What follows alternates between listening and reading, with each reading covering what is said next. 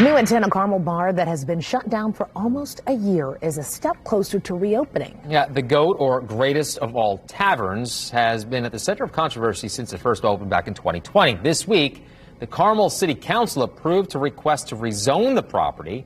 News 8's Demi Johnson joins us now. And Demi, what does this mean for the bar? Hey, Phil, yeah, the rezone changes the site from residential to business use. This allows the GOAT to reopen, but first, some renovations have to be made. Some councilors say this is a step in the right direction for the bar, while others aren't sure it will solve every issue. This quiet corner bar was once the site of some pretty serious issues. And I do feel bad for the homeowners having to deal with the drunk nonsense. The GOAT in Carmel's Midtown closed about a year ago after the city received numerous complaints, including loud noise, trespassing on neighboring properties, and people urinating outside the bar. Eventually, the city and the owner discovered the bar was zoned for residential use. Then, this week, after several months of negotiations, the GOAT was rezoned for business use. I feel like we're giving them a second chance, but we really tightened down some pretty restrictive covenants in order to make this work. Carmel City Councilor Jeff Worrell says those include renovations to the bar, like adding additional restrooms, enclosing the outdoor area, and doing away with outdoor speakers. Very, very different kind of operation than what the GOAT was and what we all remember and what turned out to be not what our community wanted. Councilor Adam Austin was on the fence at first, but says after hearing the updates, he ended up voting yes to the rezone. I actually voted no at the committee level because I wanted to see a little more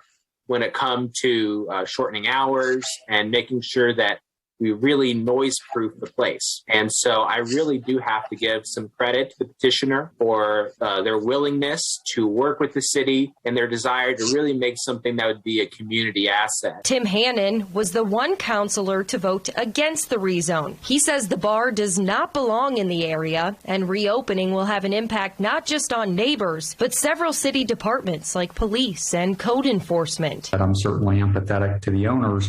But what my fellow councilors did is tried to put in commitments that hopefully will then be met by the owner. But here again, back to that, square peg in a round hole. Had this been a good fit, we wouldn't have had to do all that work. As for what happens next, neighbors say only time will tell. I think adding more bathrooms will make a difference, as that'll give people more options to go to the bathroom instead of just running outside in the yards when they're drunk or whatever may happen. And I do think enclosing the porch will help somewhat. However, that probably won't stop many people, as it's just an enclosed porch. You could walk outside still either way. Now, the bar will also have new hours. When it does eventually reopen, alcohol will only be served until 11:30 on weeknights and 12:30 on weekends. In the past, the GOAT was open until 3 a.m. Demi Johnson, Wish TV, wishtv.com, and follow us on Facebook.